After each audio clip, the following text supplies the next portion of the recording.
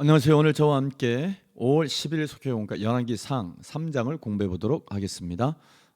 솔로몬의 통치 이야기 40년의 왕정의 기록은 열왕기상 1장부터 11장까지 기록이 되어져 있습니다.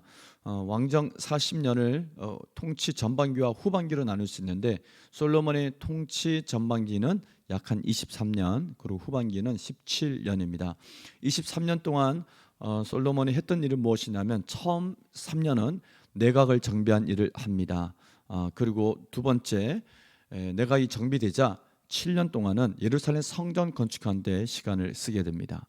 그리고 7년 뒤에 성전이 건축되었을 때에는 자기 왕궁을 짓는데 13년, 그래서 3년, 7년, 13년 해서 총 24년이 솔로몬 통치 전반기로 분류가 됩니다. 처음 내각 정비한 3년 동안은 무엇을 했냐면 그의 아버지 다윗이 죽을 때 남겼던 유언이 두 가지가 있습니다. 하나는 신앙적인 유언이었고 하나는 정치적인 유언이었습니다. 신앙적인 유언은 힘써 대장부가 되고 그리고 하나님의 말씀을 지켜 행하는 통치자가 되라고 하는 유언이었습니다. 이 말씀대로 솔로몬은 통치 전반기에 살게 됩니다. 또 하나는 정치적 유언인데 그것은 현실 정치를 너무 잘 알았던 다윗은 자기 죽음 이후에 솔로몬이 어린 왕이 되었을 때 그를 위협할 수 있는 정치적 요소들이 있다는 것을 알았습니다. 군대 장갑 요압과 그리고 베냐민 지파 지도자 시므이가 정치적인 위협이 될 것이라는 것을 알고 그들을 경계하고 조심하고 만약에 흩은 짓을 하면 죽여라라는 유언을 남기게 되죠. 이 유언에 따라서 솔로몬은 정말로 요압과 시므이를 경계하게 되고 그들이 선을 넘는 행동을 했을 때 결국 요압을 죽였고 시므이를 죽였습니다. 그러면서 자신을 위협할 수 있는 모든 정치적 세력들이 다 사라지자 내각이 정비됐고 왕권이 안정을 찾게 되죠. 그 이후에 이제 예루살렘 성전을 7년 동안 건축하는 것을 보게 됩니다.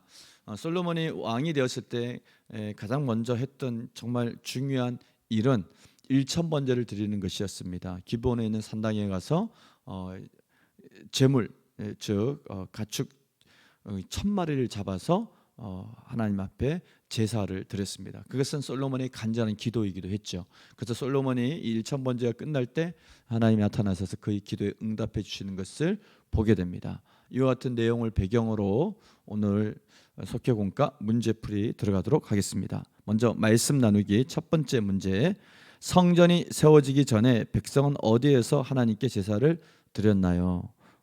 산당에서 드렸습니다.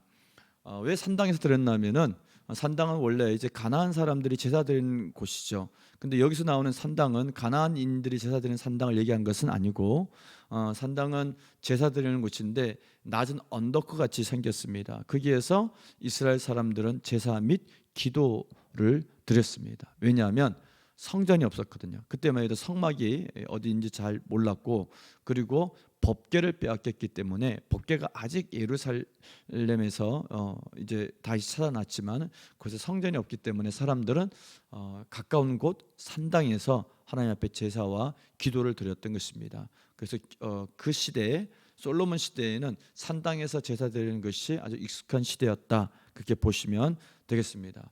이것을 우상 숭배로 보시면 안 되고 아직 성전이 없었기 때문에 산당에서 제사를 드렸다라고 생각하시면 되겠습니다.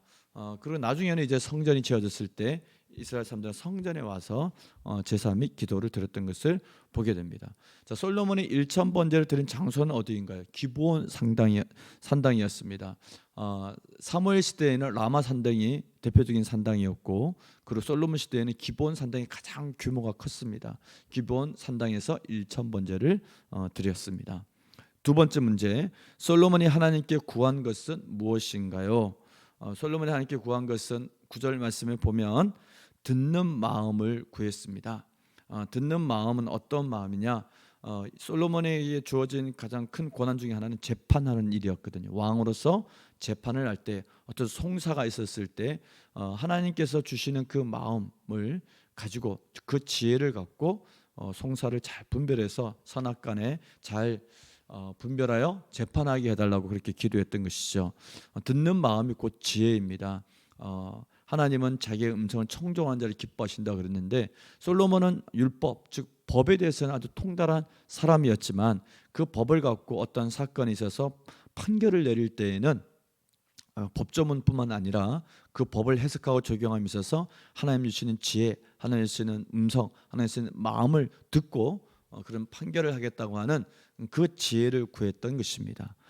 이것을 하나님이 엄청 기뻐하시는 것을 보게 됩니다. 그래서 하나님은 솔로몬에게 무엇을 주셨나요? 이번에 두 번째 문제 보면 하나님이 솔로몬에게 주신 것은 물론 송사를 잘 듣고 분별할 수 있는 지혜를 주셨습니다.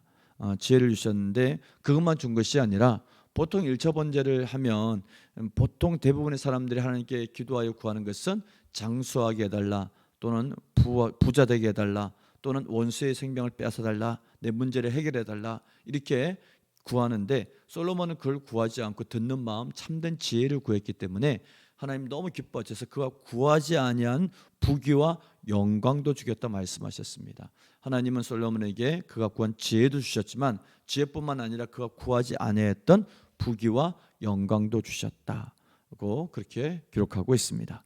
자, 4번 말씀 다지기 읽고 마치겠습니다. 솔로몬은 왕의 역할이 무엇인지, 그 신분의 무게가 어떠한지 잘 알았습니다.